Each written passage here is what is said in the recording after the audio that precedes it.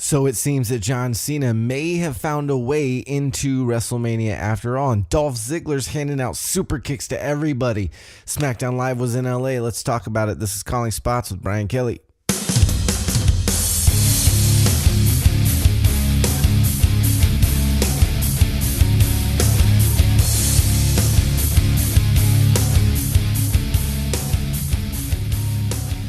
Hello, all you pro wrestling marks and proud. How are you? Welcome back to those of you who are not watching this at the moment. I don't know if anybody's watching these. I don't know, but I'm going to keep putting them out and see what happens because I like talking about wrestling and, you know, there's a big market out there. So, who knows? But this was SmackDown Live from Los Angeles. From February 27th, 2018. Not a great show, but I'm positive that things are going to get better. I'm hoping things are going to get better. We've got a shakeup coming up, it looks like, in May.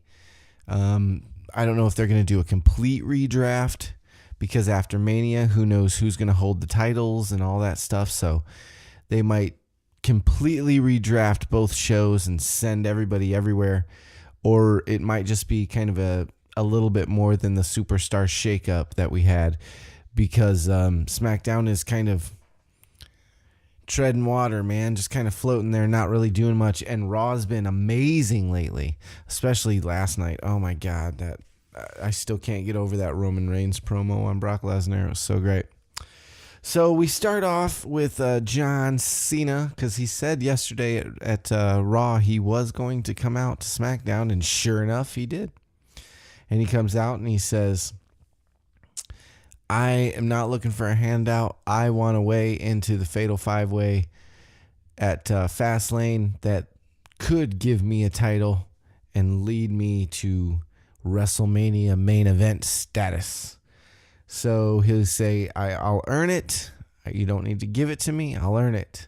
So Shane's music hits and Shane McMahon walks out.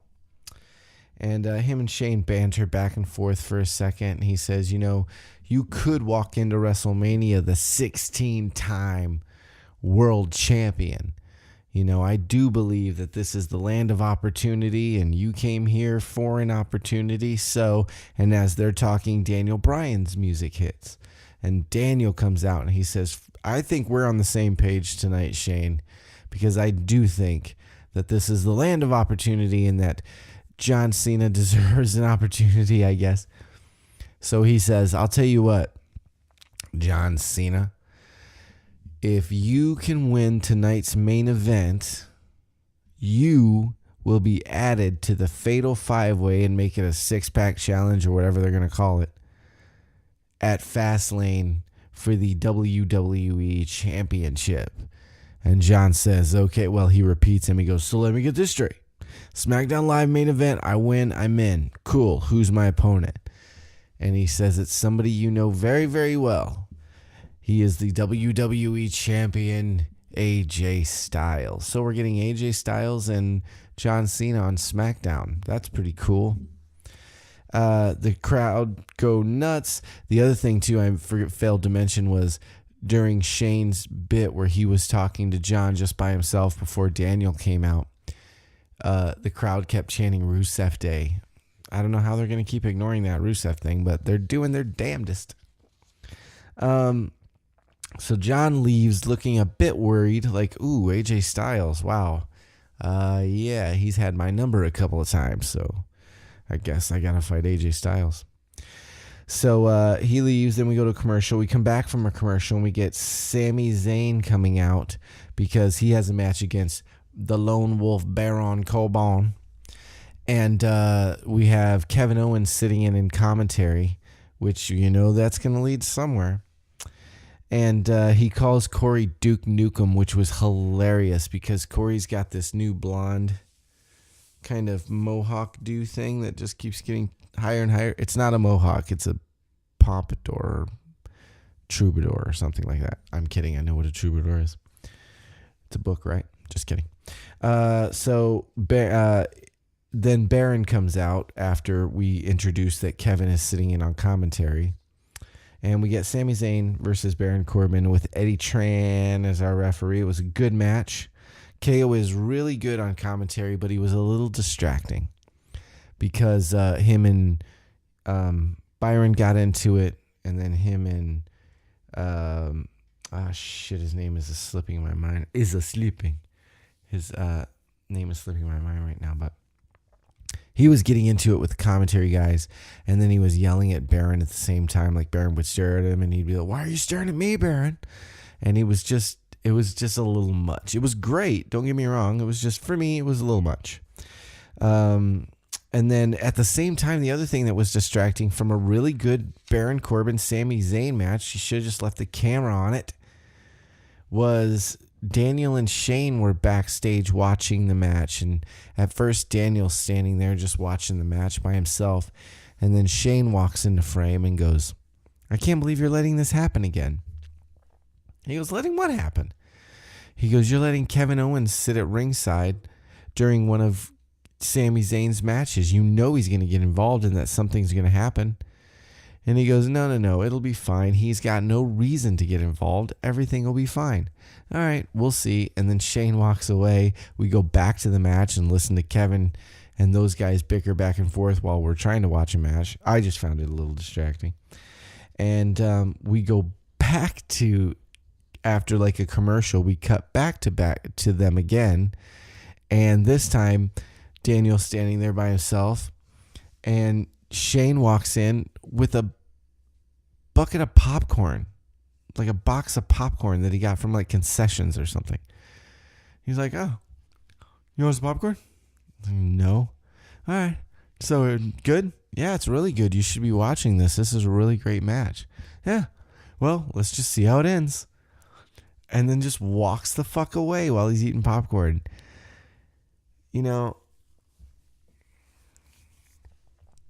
I try to be positive on this show, and I try to be positive on the WWE and not be, part of the internet YouTube hate on everything group. CM Punk. I don't care about all that. I like the WWE, and I like the people who work there, and I don't think Vince McMahon is an out of touch idiot.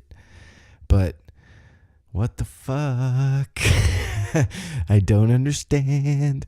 Why is Shane eating popcorn? Let's see how it ends. And he's eating popcorn and he walks away. So we're watching the match and we're listening to Kevin do commentary, and the camera, it was really good direction, I'll say that. The camera cuts over to Kevin, and Kevin is sitting there, and all of a sudden Dolph Ziggler's boot mule kicks him right in the fucking head out of nowhere. It was I totally didn't see it coming in any way, shape, or form. The crowd didn't light up like, "Oh my God, it's Dolph," or anything. It was just like he was just sitting there talking, and then bam, somebody booted him in the head. I thought it was somebody out of the audience. It was, because Dolph came out of the audience, I guess. But that was cool. So Dolph Ziggler hops the thing after mule kicking KO, and then Sammy, distracted by that, is like, "Hey, what the fuck is going on?" Turns around and eats an end of days from Baron Corbin, and then Baron just pulls up his leg for the 1, 2, 3 and gets a win over Sami Zayn. And then Ziggler slides in the ring as Baron's getting his hand raised and hits a zigzag on him. And then his record scratches and his music starts, and he goes like this to the crowd, and they popped. They're doing a good job with Ziggs, man. I love him. I've always thought he was a great wrestler. He, along with Bray Wyatt, I have always said, are two of the guys that I think are, I don't subscribe to the WWE doesn't know how to use guys and they waste people and, blah, blah, blah. I don't subscribe to that. I think Shinsuke Nakamura is right on track where he should always have been. I think Finn Balor past his injury, because think about it, when he first came in, they put him the Universal title on him. They were pushing him, but he got hurt. So coming back from injury, I think he's exactly where he needs to be. I just don't subscribe to that wasting talent bullshit. I think everybody who's ever been released from the WWE, especially over the last 10 years or so, didn't need to be there anyways. And there's very few exceptions to that. I'll say John Morrison is an exception to that. And I really can't think of another one at the moment. Maybe a female wrestler. Who was I just watching that was a female from 2008? I was like, man, that girl's impressive.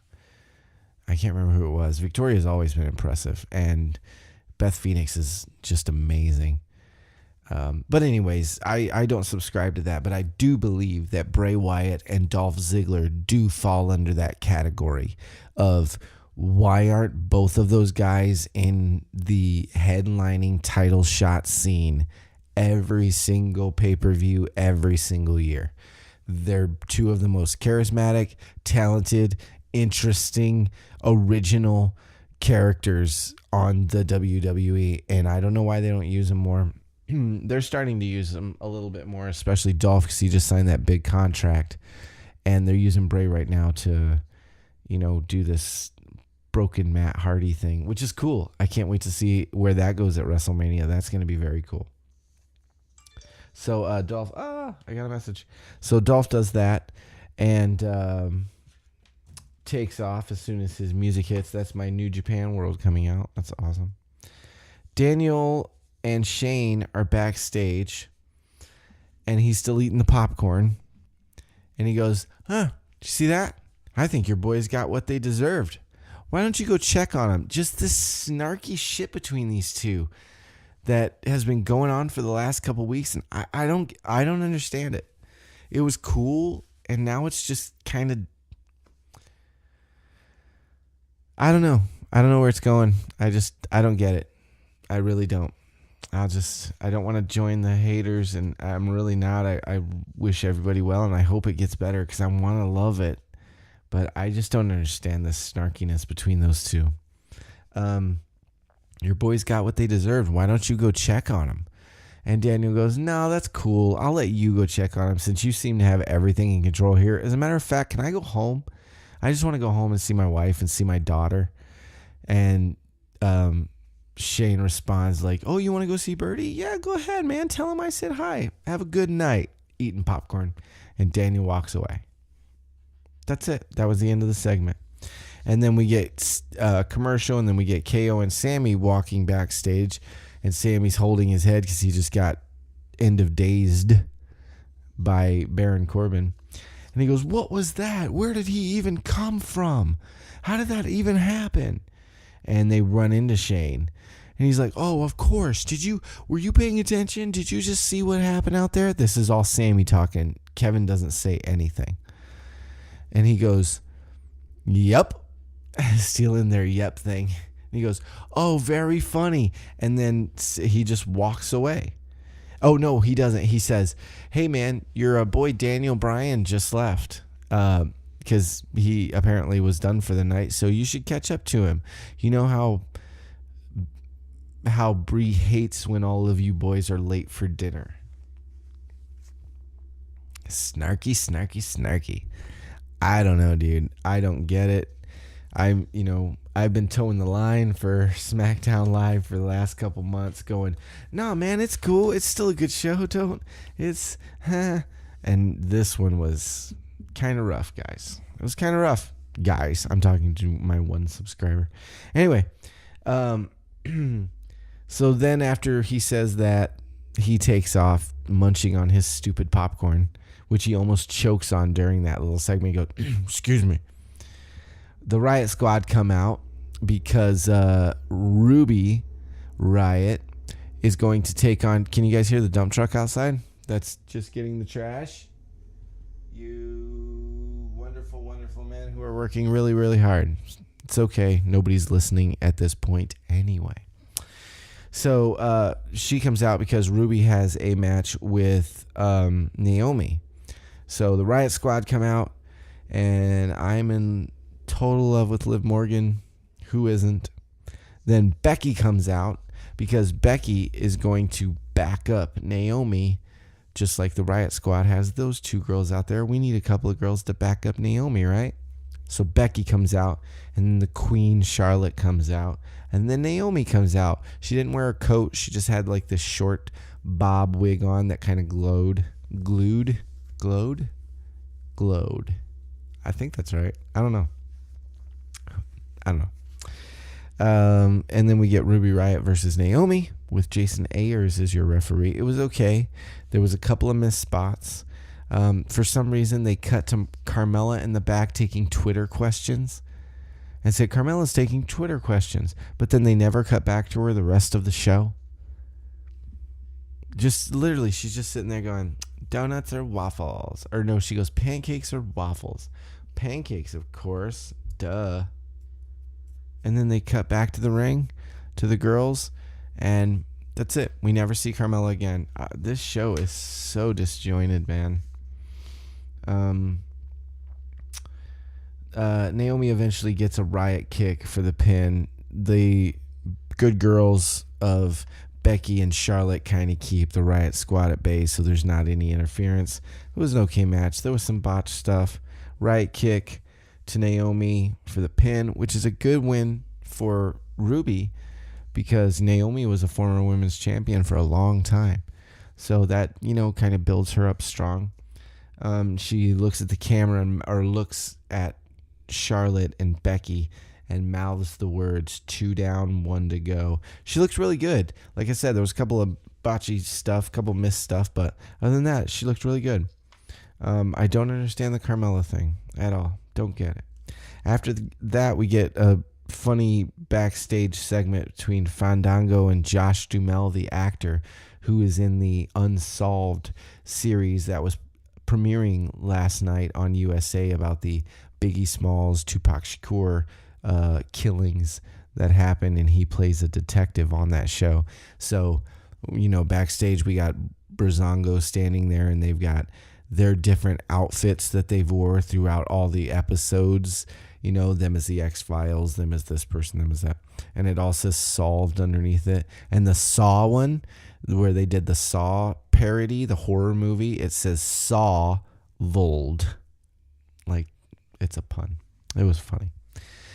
So they're back there, and they're like, oh, you're Josh Duhamel. And they do a funny skit with him where they don't understand he's not really a detective, and it kind of breaks their heart. And they think that Big E is Big E Smalls. Big E, no, not Big E. Big E, and Big E does a little rap and then jumps into Xavier and Kofi's arms. It's a funny little skit. We get a commercial, then we come back and we get New Day coming out, and they say, "All LA." And now when they do that, there's words on the screen that say, "Don't you dare be whatever." I don't know if that's getting old or not. It's starting to wear on me. When it first happened, it did not bother me at all. I was like, "Oh, that's cool. They got words on the screen, that's kind of neat." And now I don't know why, it just seems like it's too much, and it's starting to bother me for some reason. Maybe I just watched it and I was in a bad mood. I don't know, because that can affect how you view something. If you go see a movie or go watch something on TV and you're in kind of a shitty mood, you view it differently, and so the experience isn't as good. So maybe I just, when I watched SmackDown last night, I wasn't in a great mood. I don't know. But the words seemed to bug me last night, and they've never bugged me before. But we get an in-ring promo for the New Day where they talk about how the Usos has pushed them and that they went to war together and that they beat Benjamin and Gable for the opportunity at Fastlane for the tag team championship so that they could go to WrestleMania. They all do this cute thing where they individually point to the WrestleMania sign. That was kind of cool. And then as they're doing that, the Usos music comes out, and the Usos come out. And dude, this promo between the Usos and New Day is next level shit. It's so good. It's so good. There are tag teams running around the world right now calling themselves the best tag team in the world for various reasons. But I don't think those boys can touch the Usos, man. And I don't think they can touch New Day either, to be honest. Not on the mic and not in the ring. I just don't. that's just me. So the Usos kill this promo where they're like, there they go again. Power of positivity with pancakes. It was great. And then they talk about them being there 9 years. And they said, we've been here 9 years, painted up like a box of Skittles. And Jay's like, yeah, bug me too. And he said 9 years, 0 WrestleManias, which blew my mind, dude. They were Tag Team of the Year 2 years in a row. Like 2014, 2015, when they still held the Slammy Awards. And they didn't get on WrestleMania. That is amazing to me, dude. That's amazing to me. So they're fighting. You can feel some of that shooty. This is kind of real. I kind of feel real about this. Saying, and they ran down through the years. 28, sideline. 29, sideline. 30, sideline. And then they get all the way up to this one and they go, 34, it's our time. This year, y'all get sidelines. And it said, you guys have been living, I keep saying y'all because that's what they said. You guys have been living in the past for the past 5 years. Running around, we used to be just like you, blah, blah, blah. And then Big E goes, living in the past? Have you lost your mind? And gave a great fucking promo where he talks about, we've been breaking records, we've been breaking down barriers, and at Fastlane, we're not going to be the 1-time, 2-time, 3 counts it through. He goes, we'll be the 5-time WWE. And they keep saying World Tag Team Championships. Those are not the World Tag Team Championships. Xavier said it earlier too. Said, man, those are the Raw Tag Team Championships. Y'all are going to get fined. But just a really great promo segment from both the Usos. Man, I'm telling you, dude, the promos on both shows this week have been awesome. Between Raw and Roman and Cena and all that shit. And then what the Usos and New Day did. Great mic work, man. So after he says, we're going to be the 5-time, he sticks it in Jay's face. 5-time. And they drop the mics and start pushing and get a little chippy. And then the Bludgeon Brothers music hits. And everybody's like, whoa, uh-oh. It's Harper and Rowan. And they back up. And they wait for the Bludgeon Brothers to lumber to the fucking end of the ramp. And lay their hammers down. And demask and derobe. And then they start to walk to the ring. And they go, wait a minute. There's 5 of them and 2 of us. And we're big, but we ain't that big. Hammers. And they turn around and they go back and they grab their goddamn plastic hammers. You can tell those hammers are fucking plastic. And they walk up. And now the Usos and the New Day are like, oh, fuck this, man. And they slide out of the ring and take off while the Bludgeon Brothers stand there with their fucking plastic hammers. It was so good up to that point. And I love Harper and Rowan, man. I want those guys to be successful. I want those guys to be successful in everything that they do. I think they're good, big hoss men, especially Luke Harper, man. Luke Harper is a really talented wrestler. But this Bludgeon Brothers thing is not hitting me right for some reason. It seems so 80s and so fake and so... I think we've seen too much of Luke Harper and Eric Rowan to buy this is what it is. But I'm looking forward to them actually fucking wrestling. Since they've been back, they've probably only wrestled 3 minutes total because they just do squash matches. I'd like to see them do 20 minutes or so. But their music hits and they just stand there with their plastic hammers. And then we get an earlier in the day segment where Rusev, Aiden English, and Shane are in the back. And Aiden's complaining about Rusev not being... Rusev wasn't on TV last week. He wasn't on TV the week before. And Shane goes, well, I'll tell you what. You'll be happy because tonight there's a match. And he's like, finally, Rusev will get a match. He's like, no, it's not Rusev. It's you. And he's like, me? Who am I fighting? And he's like, and then Shane does this horrible singing Shinsuke Nakamura's name. Shinsuke Nakamura. And he's like, oh, great. So that was just kind of to announce that Shinsuke and Aiden English are going to wrestle later. And then we get a Dolph Ziggler cell phone promo, and he said, I didn't come back to the WWE just to be another guy. I'm just that damn good, and I'm going to take the WWE title at Fastlane, and I hope you fucking do, Dolph. You are my dark horse. I want you to walk into WrestleMania, the world champion. I think that would blow everybody's fucking mind. Do a three-way. You're going to do Shinsuke and AJ anyway. So to have Dolph take the fucking title, that way there's no title on the line and it can just be a fucking match between those two. And do a three-way and then have one of them win it like that. I don't know. That way you can set up the feud for the rest of the year. But I would love for Dolph Ziggler to become the world champion. I love Dolph Ziggler. Love him. After that, we get a Bobby Roode interview backstage with Renee Young, who's looking awesome. And Bobby, I mean. He said, I don't know what Randy Orton's problem with me is, man. Maybe it's because I was on the top 10 list and he wasn't. But, you know, whatever his problem is. And then Randy walks in and goes, hey, man, my problem with you has nothing to do with some stupid top 10 list. My problem with you is that title, the U.S. title, is the only one in 16 years being at this company that I've never held. So you just happen to be the guy holding it. So I have to break your fucking back and take it. He didn't say that. I paraphrased that. That was mine.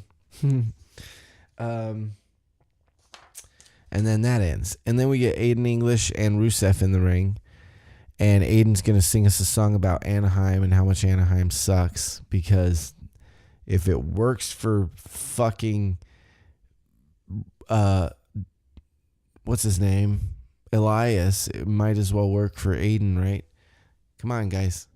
Him just singing about himself and how awesome he is one thing. Him running down the city, that's Elias's thing, and it's kind of riding some coattails there. But anyways, he sings a song about how LA sucks and he's good and nobody there deserves to have a Rusev Day. And they have Rusev's little head bouncing along the bottom of the screen on the words. I think it's just getting old, or I don't know. Like I said, maybe I watched it in a bad light. This is one of the worst SmackDowns I've ever seen. Probably second to worst. There was one last year where there was literally 3 matches, no women's matches, and it was just boring and horrible. AJ versus Shinsuke Nakamura. We get Shinsuke coming out after Aiden's done doing his singing thing. And we get Dan Fabiola as the referee. It was a squash match from the get. I think Aiden threw a couple of punches, got a couple of things in, but not much. Rusev kicked Shinsuke on the outside and then went over and leaned on the barricade like, what? I'm not doing nothing. It was really cool. It was a very cool heel thing to do. And then Shinsuke, literally 30 seconds after that, got a Kinshasa on Aiden English for the win. Who didn't see that coming? And then as Shinsuke starts to celebrate, you know, and his music hits and he raises his hand, Cena's music overtakes his. And Cena comes out. And they have a stare down, like close to the ring, because Shinsuke comes out and John's coming in, and they kind of stare each other down and then point up to the WrestleMania sign at the same time, like, "Oh, I'm gonna be the champion, and I will see you at WrestleMania because you're the only." That's one thing he said earlier in Cena's promo. He said, "The only person who has a guaranteed shot at WrestleMania is Shinsuke Nakamura because he won the Royal Rumble." So then Cena comes out, and they both point at the WrestleMania sign, like I said. And then we get AJ Styles' entrance. And we're going to have AJ Styles versus John Cena with Mike Chioda as our referee. The crowd is hot for this one. Right from the get-go, man. They're chanting and yelling and screaming. And as the match goes on, you can tell that everybody's really paying attention and seeing what's going on and who's going to win this match and how we're going to figure out to get John Cena into WrestleMania. So KO and Sammy are watching from backstage on a big TV, as is Baron Corbin. They cut into these as the match is going on. The direction in this kind of sucked, to be honest, in this segment. Cena came out and was very aggressive, almost Healy Cena from the old days, just punches and strikes and backdrops and just really didn't let AJ breathe.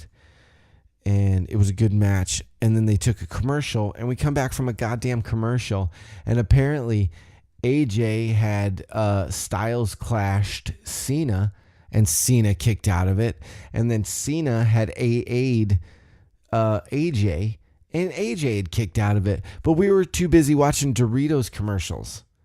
I just could not fucking believe it. It's like, come on, man. You got to plant 2 false finishes out of finishers, and I'm watching a commercial, and you're going to just, hey, during the commercial, this is the shit that happened. Uncool, man. See what I'm saying? Man. Cena kicked out a phenomenal forearm, which made everybody in LA really happy. I thought it was funny. They get to the outside, and John Cena gets rolled into the steps. He kind of runs at AJ for a shoulder tackle or some type of spear, and AJ throws him, kind of moves and throws him with his own momentum into the steps and takes the steps out. And then Cena gets up, and they start to kind of tussle back and forth. And then Cena grabs AJ and AAs AJ through the announcer table. And it looked vicious. It looked absolutely vicious. Cena rolls in to break up the count, for him anyway. And as AJ's, getting counted out, he actually grabs a fan's hand, which was kind of cool. And a fan helped him up, and he got into the ring before the end of the count. It was very cool. And then they brawl for a couple more minutes. I think there was another attempt at a phenomenal forearm, which didn't go. AJ gets John Cena into a calf crusher for a couple of minutes. And then John Cena gets up, picks him up, and AAs him in the ring. And John Cena gets the win over AJ Styles, the world champion. But he did put him through an announce table. So there you go. So John Cena is in the fatal 6-way now at Fastlane. So he's not going to win the title there, I don't think. But I think the rumor that I've heard is that he's going to be, that they're negotiating with Rey Mysterio to wrestle John Cena at WrestleMania, which would be great. But they haven't got it solidified yet, so they're not sure if they can pull the trigger on that. So they're just kind of keeping John in this whole holding pattern and trying to figure out, which is cool. It's a good storyline, the Rock and Cena and these other big matches are usually planned out a year in advance, and to not have him have anything and have to work at it, it's cool. I like it. So after Cena wins, KO and Sammy head to the ring. And before they get to the ring, as Cena's standing there, waiting for them to head in, Baron Corbin jumps him from behind and clocks him in the back of the head. And so Baron, KO, and Sammy are all in there beating down on AJ and Cena when Dolph runs out to help them out and play the hero. And he does, and he super kicks AJ. And then, he super kicks AJ after he clears everybody out of the ring. And then he goes, all right, are we okay? Are we okay? And then he super kicks AJ. And then Cena, seeing the super kick, grabs Dolph and AAs him. And that's the end of the show. It was a really quick ending. Dolph came out to save everybody. Looked like he was facing up. And then, nope, super kick to AJ Styles. An AA from John Cena. And John Cena is victorious, I guess, and walks. So that was SmackDown from LA. Not a great show. I would say the Usos New Day was the highlight, the promo between those two. And then even though it was kind of botchy, the Ruby Riott Naomi match was good. Other than that, it was a really odd show, man. Sami Zayn and Baron at the beginning was good. It was just distracting with all the talking and all the intercutting with those guys backstage. So, yeah, weird show, man. Not great. Okay. It was okay. And then we had 205 Live, which 205 Live was actually way better than SmackDown.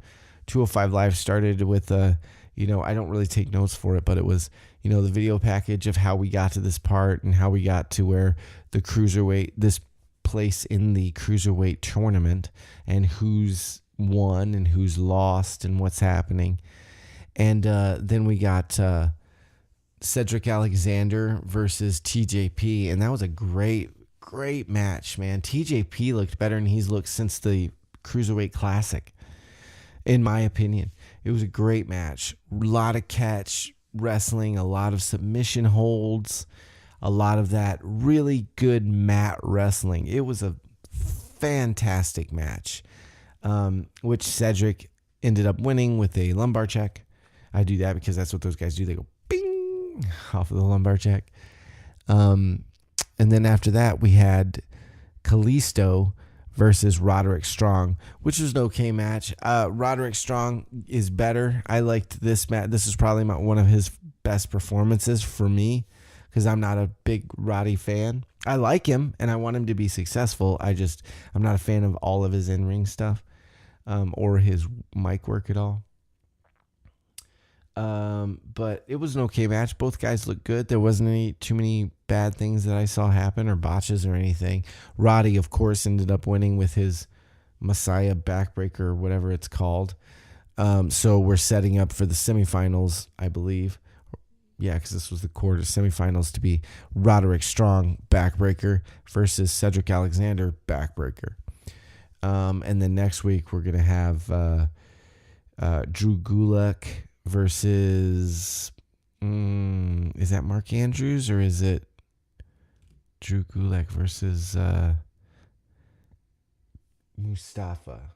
I don't know.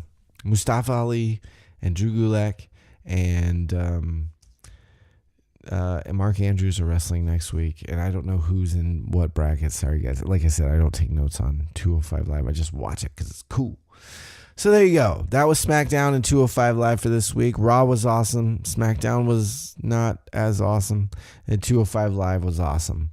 So we got NXT tonight, which is awesome. I can't wait to see NXT. I'm not a fan of Shayna Baszler, but I'm looking forward to the match and seeing what they do with her. And I hope she gets better and I become a big fan of hers. And that's about it, man. I'm going to probably put out a top 10 video later this week, maybe, if I can get around to it. Thank you for stopping by with Calling Spots with Bryan Kelly. If you want to get a hold of me on Twitter, you can do so at Calling Spots Pod. At Instagram, it's Calling Spots Podcast. On Facebook, Calling Spots Podcast. And on email, if you want to just email the show, Calling Spots Podcast at gmail.com. I'm Bryan Kelly. This is Calling Spots. I will see you guys tomorrow for NXT. Peace.